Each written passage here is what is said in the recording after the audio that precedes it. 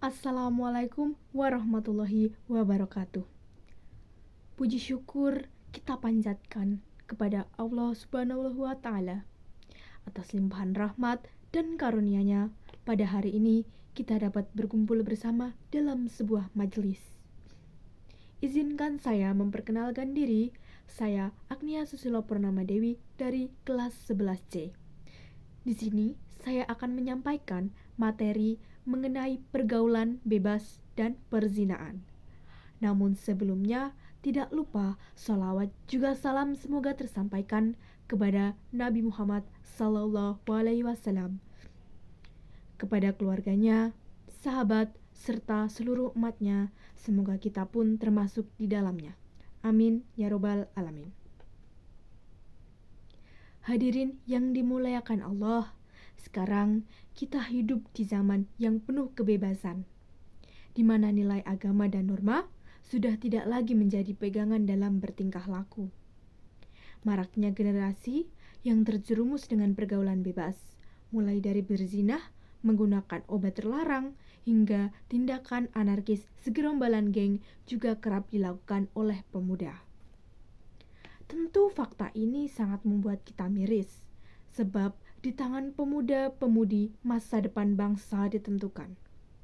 Coba hadirin semua bayangkan, bagaimana jadinya jika putra dan putri bangsa dirusak oleh pergaulan. Dampak generasi kita ini tidak memiliki identitas dan jati diri di masa depan. Banyak remaja putra dan putri yang melakukan aborsi, pemuda yang terkena HIV atau AIDS, hingga terjerat narkoba, hingga harus direhabilitasi.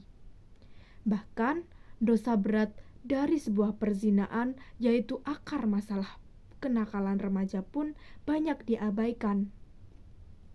Dalam buku yang ditulis oleh Fadel Ilahi dengan judul Zina, Problematika dan Solusi, menjelaskan bahwa Islam menetapkan zina sebagai perbuatan yang kotor. Sebagaimana dalam firman Allah Subhanahu wa Ta'ala pada surat Al-Isra ayat 32 yang berbunyi, wala taqrabu zina, dan janganlah kamu mendekati zina. Sesungguhnya zina itu adalah suatu perbuatan yang keji dan suatu jalan yang buruk. Dalam ayat tersebut dijelaskan bahwa Allah Subhanahu wa Ta'ala menyifati zina dengan kata keji, tanpa ada batasan sebelum atau sesudah diturunkan larangan. Kemudian Abu Bakar Al-Jazzah memberikan komentar pada ayat tersebut, yaitu, pada ayat ini terdapat dalil bahwa zina adalah kotor menurut akal sebelum turunnya larangan tersebut, karena Allah Subhanahu wa Ta'ala menyifatinya dengan keji tanpa membatasi setelah atau sebelum larangan itu turun. Dampak dari perzinaan ini pun sangat banyak, entah itu dari pihak putra ataupun pihak putri. Kedua belah pihak yang melakukan perzinaan akan merusak generasi selanjutnya. Dalam agama Islam, perzinaan sudah dilarang karena akan menimbulkan dosa yang sangat besar. Dan dampak-dampak untuk pelakunya sendiri antara lain, yang pertama untuk merusak mental, yang kedua menyebabkan malu, mencemari nama keluarga, atau bahkan bisa putus dari pendidikan karena melakukan perzinaan. Perzinaan ini biasanya diawali dari hal-hal kecil seperti berpacaran. Biasanya orang yang berpacaran akan melakukan hal-hal di luar dugaan, seperti bergandengan tangan ataupun bahkan berpelukan, padahal bukan muhrim.